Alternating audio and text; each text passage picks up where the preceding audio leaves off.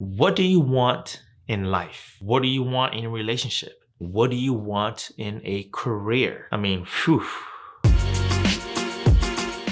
That question is a loaded question because you would have eventually self-reflected enough and talked to yourself and really explore life to be able to answer that question with confidence.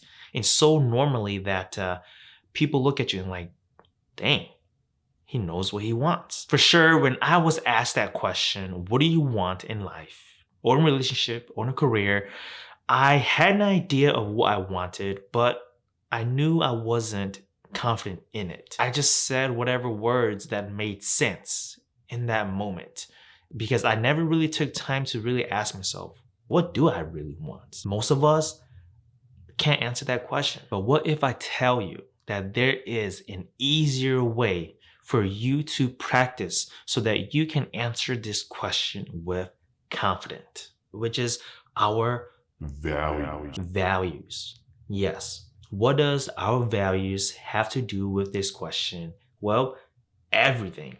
I'm going to break down of how our values can be leveraged so that when we answer this question, we use our values in a way that makes us sound like a boss, in making us sound that much more confident. I'm not going to dive in too deeply on how to find them and what each one means to you because then that is going to take another whole video. But for this one, let's just say that we've done our homework, we've defined them, we know what our values are, and we're going to actually see how we can implement this into action steps for us to actually answer the question, what do you want in life, in a relationship or career? So for this, I'm actually showing 3 pillars that will highlight the different areas in our life that we will use our values. The first pillar, it's our individual values, what we believe in.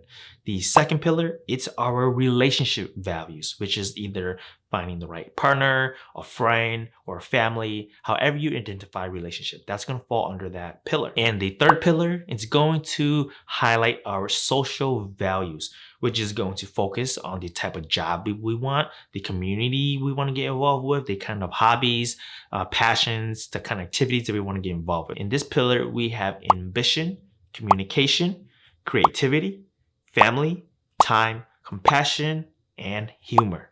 7 values. Because we know that these 7 values are in my individual pillar, then when I am asked this question, what do you want in life? Now that I know my 7 values, I can go back and look at those 7 values and answer it this way. I want opportunities that allows me to be creative and that also allows me to support my family and someone that they can be proud of. Those 3 words that are highlighted falls back down to my values because what I want in life, it's an opportunity that allows me to be creative, a designer, an artist. And I also want that job or that opportunity to allow me to support my family so that I can, live my lifestyle the way it is. And also I want to be a brother and a son that my family can be proud of. Next, let's dive into our relationship pillar. This one is a little fun because a lot of the time, the beauty about values is that it transitions over nicely from your individual pillar into your relationship pillar. If they were to ask you, what do you look for in a relationship? And I gotta tell you, that question is hard too. But because we have our list of values, here is how we can confidently answer, what do you want in a relationship? I want someone who respects my family and appreciates my time. They are open-minded about my culture and are willing to communicate through our conflicts and arguments.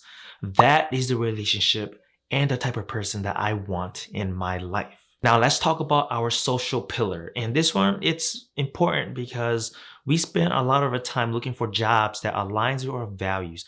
Make sure that we actually enjoy it so that when we go into our job every day, we actually love it and we appreciate the opportunities that it gives to us. So when you are in an interview and they ask you, what do you want in a career? Or what do you want in a job? You can easily say this by going back to your values again. I'm seeking an organization that allows me to be creative, to make change in marginalized communities, an organization that appreciates my time and my expertise and commitment. Now that we've gone over our individual pillar, relationship pillar, and social pillar, you have a better sense of how our values can be leveraged between each pillar and how we can answer those questions. And it can answer more than just that question as well. By understanding your values and using those in conversations to answer those questions, it may not be concrete and definite, but at least it's grounded. At least when you say it, your answers are grounded. And that is way more important than you saying, I don't know. I believe that if you practice this and take your time to really think about your values, then it's gonna help you have much easier conversations with the person who asked you this question or with anyone that you're conversing with.